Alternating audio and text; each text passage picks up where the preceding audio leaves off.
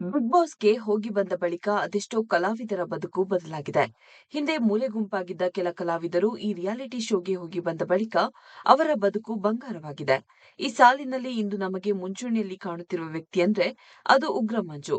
Big boss Kannada season 11ರ ಸ್ಪರ್ಧಿಯಾಗಿದ್ದ ಮಂಜು ತಮ್ಮದೇ mannerism ಮೂಲಕ ಕರ್ನಾಟಕದ ಜನತೆಗೆ ಇಷ್ಟವಾದರು. ಆರಂಭದಲ್ಲಿ ಅಬ್ಬರಿಸುತ್ತಿದ್ದ ಮಂಜು ಬಳಿಕ ಗೌತಮಿ ಜಾಧವ್ ಜೊತೆ ಸೇರಿ ಸಂಪೂರ್ಣ ಬದಲಾದರು. ಕತ್ತಲೆಯಿಂದ ಬೆಳಕಿನೆಡೆಗೆ ಬಂದರು. ಬಿಗ್ ಬಾಸ್ ಬರುವುದಕ್ಕೂ ಮುನ್ನ ಲೈಫ್ ಅನ್ನ ಅಷ್ಟೊಂದು ಸೀರಿಯಸ್ ಆಗಿ ತೆಗೆದುಕೊಂಡಿರಲಿಲ್ಲ.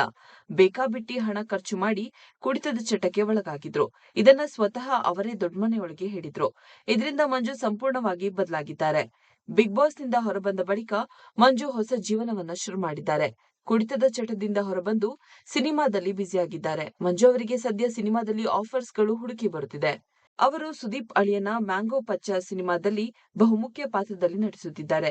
ಈ ಚಿತ್ರದ ಶೂಟಿಂಗ್ ಭರ್ಜರಿಯಾಗಿ ನಡೆಯುತ್ತಿದೆ. ಇದರ ಜೊತೆಗೆ ಮತ್ತೊಂದು ಸಿನಿಮಾದಲ್ಲೂ ಮಂಜು ನಟಿಸುತ್ತಿದ್ದಾರೆ ಎನ್ನಲಾಗಿದೆ. ಇದರ ಮಧ್ಯೆ ಮಂಜು ಅವರು ತಮ್ಮ ದೋಸ್ತ ತ್ರಿವಿಕ್ರಮ್ ಜೊತೆಗೆ ಫೋಟೋವೊಂದನ್ನ ಹಂಚಿಕೊಂಡಿದ್ದು ಸಂಚಲನವನ್ನ ಸೃಷ್ಟಿಸಿದೆ. ತ್ರಿವಿಕ್ರಮ್ ಸದ್ಯ ಕಲರ್ಸ್ ಕನ್ನಡದಲ್ಲಿ ಪ್ರಸಾರವಾಗುತ್ತಿರುವ ಮುದ್ದು ಸೊಸೆ ಧಾರಾವಾಹಿಯಲ್ಲಿ ನಟಿಸುತ್ತಿದ್ದಾರೆ. ಈ ಧಾರಾವಾಹಿ ಆರಂಭವಾಗಿ 4 ದಿನ ಆಗಿದೆಯಷ್ಟೇ. ಹೀಗಿರುವಾಗ ಮಂಜು ಅವರು ತ್ರಿವಿಕ್ರಮ್ ಜೊತೆಗೆ ಹಂಚಿಕೊಂಡಿರುವ ಫೋಟೋ ಕುತೂಹಲವನ್ನ ಕೆರಳಿಸಿದೆ. ಅನಿರೀಕ್ಷಿತ ಕ್ಷಣಗಳು ಎಂದಿಗೂ ಅತ್ಯುತ್ತಮ. ಇಂದು ಸೆಟ್ನಲ್ಲಿ ನನ್ನ ಆತ್ಮೀಯ ಗೆಳೆಯ ತ್ರಿವಿಕ್ರಮ್ ಅವರನ್ನ ಭೇಟಿಯಾದೆ. ಅದ್ಭುತ ಅನುಭವ ಎಂದು ಮಂಜು ಈ ಫೋಟೋವನ್ನ ಹಂಚಿಕೊಂಡಿದ್ದಾರೆ. ವಿಶೇಷ ಎಂದ್ರೆ ತ್ರಿವಿಕ್ರಮ್ ಅವರು ತಮ್ಮ ಧಾರಾವಾಹಿಯ ಕಾಸ್ಟ್ಯೂಮ್ನಲ್ಲಿದ್ದಾರೆ. ಅತ್ತ ಮಂಜು ಕೂಡ ಪಂಚೆ ಶರ್ಟ್ ಧರಿಸಿದ್ದಾರೆ. ಹೀಗಾಗಿ ಮುದ್ದು ಸೊಸೆ ಧಾರಾವಾಹಿಯಲ್ಲಿ ತ್ರಿವಿಕ್ರಮ್ ಜೊತೆಗೆ ಉಗ್ರ ಮಂಜು ಕೂಡ ಕಾಣಿಸಿಕೊಳ್ಳುತ್ತಾರಾ ಎಂಬ ಅನುಮಾನ ಮೂಡಿದೆ. ಬಿಗ್ ಬಾಸ್ ಮನೆಯಲ್ಲಿದ್ದಾಗ ಇವರಿಬ್ಬರು ಒಳ್ಳೆಯ ಸ್ನೇಹಿತರಾಗಿದ್ದರು. ಇಡೀ ಮನೆಯನ್ನೇ ಇವರಿಬ್ಬರು ಅಲ್ಲಾಡಿಸಿದ್ದರು.